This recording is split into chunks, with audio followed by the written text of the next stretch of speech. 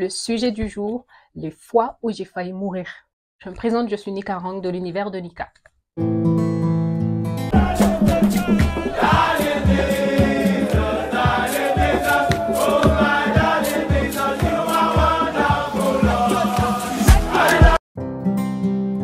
Sachez que moi, j'ai grandi à Bangui, en Centrafrique, jusqu'à l'âge de 10 ans. J'ai vécu plusieurs situations, en fait, où je pouvais mourir. J'ai vécu beaucoup de mutineries, les petites guerres. Il y a des gens qui mécontents qui essaient de faire tomber, en fait, le gouvernement en place. J'étais qu'un enfant.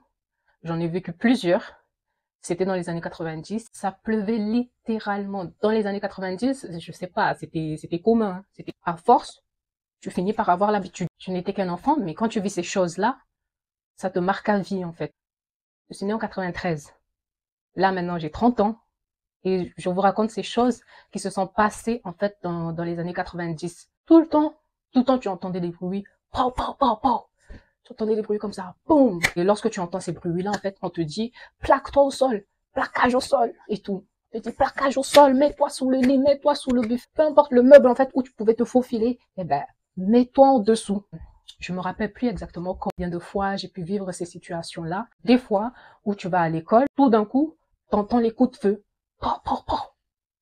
Ça te surprend, et t'entends des gens crier les rebelles, les machins, je sais pas quel nom et tout, cachez-vous, plaquez-vous. Je suis vraiment à fond dans l'histoire, et encore il faut se plaquer sous les bancs de l'école. Il y a les maîtresses qui ferment les fenêtres, qui ferment les portes, et tout ce que tu peux faire en fait, c'est que soit attendre que ça passe, tu attends quand même que quelqu'un de ta famille vienne te chercher.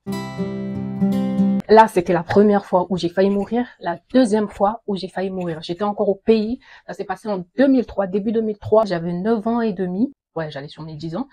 Et je vivais, en fait, avec ma grand-mère. Il y a eu une mutinerie. À un moment, en fait, il y a eu un temps de calme. Et on a entendu dire, en fait, qu'il y a une de mes cousines, en fait, qui a reçu une balle à la cuisse. Mais en plus de ça, la balle, elle n'est pas ressortie. La balle est restée, en fait, dans sa peau, dans sa chair, en fait. Ce qu'il y a à faire, en fait, c'était une opération. Et je pense que à l'époque, ce n'était pas envisageable parce que c'était peut-être trop près d'un nerf, trop près, en fait, de quelque chose, en fait, qui pouvait peut-être la rendre handicapée. J'ai entendu ça. J'étais avec ma grand-mère. J'ai vu que les choses étaient un peu calmées.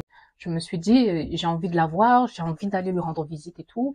Et au début, je voulais pas y aller toute seule. Je voulais aller avec ma grand-mère, que quelqu'un m'accompagne, en fait. Mais sauf que ça faisait des jours, ma mamie me disait, Tara, c'est comme ça qu'on dit en sango. Ma Tara me disait, non, attends un peu. Chaque jour, en fait, elle faisait que me répéter. Non, j'en ai eu marre. Et j'ai décidé de partir. J'ai décidé d'y aller toute seule.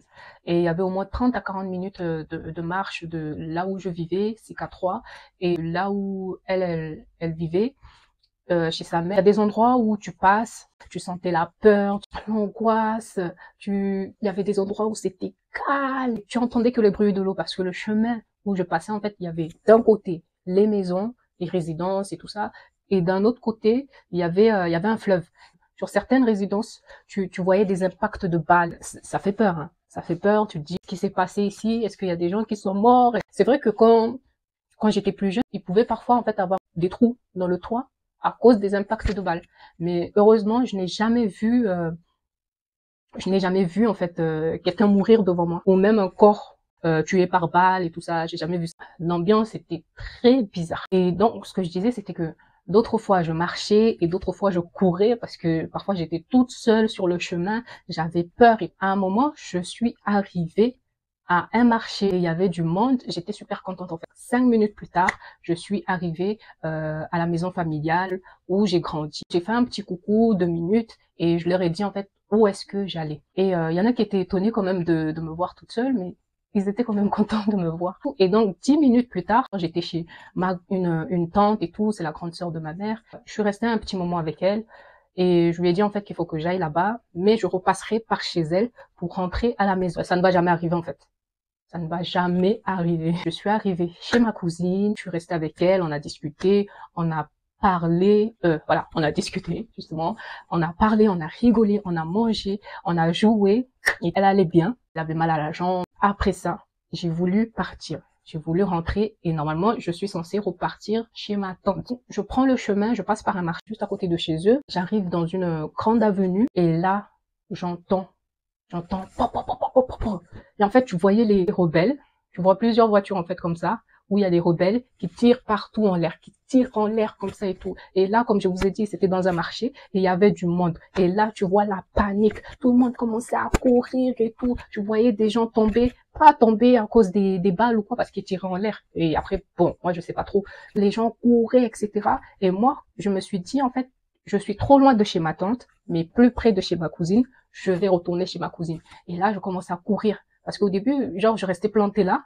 Et je commence à courir, mais il y a une dame, en fait, elle courait à une vitesse, elle est venue tellement fort, donc elle m'a tapé, elle m'a bousculé, mais d'une force et tout. Je me rappelle encore, en fait, c'est dingue, hein, quand même. Donc, elle m'a bousculé, mais d'une force qui m'a fait tomber. Et j'avais peur quand je suis tombée. Et je voyais qu'il y avait personne qui s'arrêtait pour m'aider. Il y avait personne qui s'arrêtait pour m'aider. Et lorsque je me suis relevée, enfin, et je sais pas si dans mon cœur, je priais quand même, pitié Seigneur, je veux pas mourir. Je sais pas. Mais lorsque je me suis levée, j'ai senti une douleur, que je faisais un pas et que mon bras, il était là comme ça. Je marchais doucement comme je pouvais. Je suis arrivée chez ma cousine et là, en fait, je leur ai dit, j'ai trop mal, j'ai trop mal, j'ai trop mal. Il y a un de ses oncles qui a décidé, en fait, de me ramener chez moi. Il m'a demandé où est-ce que tu voulais aller. Ramène-moi chez ma grand-mère. Il m'a porté sur son dos. Il a marché pendant plus de 30 minutes comme ça et tout à pied. Et on est arrivé chez ma grand-mère, mais ma grand-mère ne pouvait pas faire grand-chose. Donc du coup, je lui ai dit, ben, amène-moi chez ma tante. Ma tante, elle est peut-être à 10 minutes en taxi de l'hôpital. Ce qui m'est arrivé, quand elle m'a bousculé, en fait, c'est que ma clavicule, elle s'est cassée. Une fracture de clavicule. Vous voyez cet os-là, l'os qui est là, comme ça, là. Voilà, c'est ça. Ça s'était cassé à ce niveau-là. Je le sens même encore un peu, hein. Ouais. Donc voilà. J'avais eu en guise un plâtre en forme de crop top, quoi. Genre un truc comme ça, comme un t-shirt. Comme ça, comme un Robocop. Comme Robocop. Donc, voilà comment j'ai failli mourir une deuxième fois. Alors, la troisième histoire, elle est un peu drôle. Elle est un peu drôle, mais quand tu vivais l'histoire, en fait, c'était pas drôle du tout. Et en fait, j'étais au collège. Je faisais des activités extrascolaires. Et ce jour-là, en fait, il y a notre coach, il avait prévu qu'on sorte de la ville, là où on était parti. Il y avait plusieurs piscines.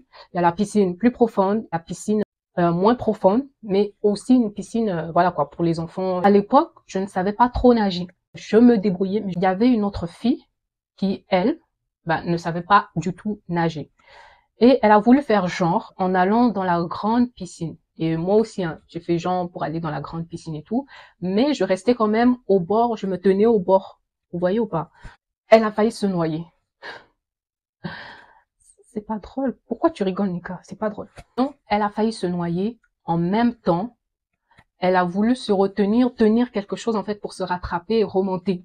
Et là, en fait, elle a attrapé le bas de mon maillot et elle a tiré dessus. On voyait mes fesses.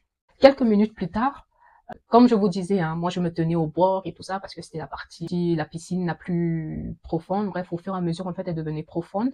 Et donc, moi, j'avançais comme ça, en fait, dans la piscine. Et là, en fait, j'arrive à un moment où il y avait des gens qui sont devant moi. Et au lieu de juste leur demander, en fait, laissez-moi passer, non, j'ai pas voulu les déranger. Et donc, j'ai voulu, genre, lâcher ma main.